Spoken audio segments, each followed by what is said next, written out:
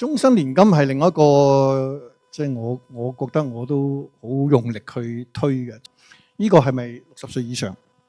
就係而家最初係100萬，而家就最高額可以收到500萬，咁就唔需要驗身。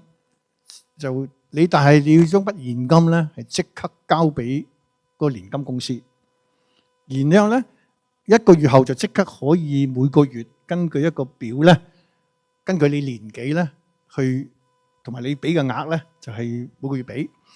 咁咧你可以選擇咧俾到又係終身。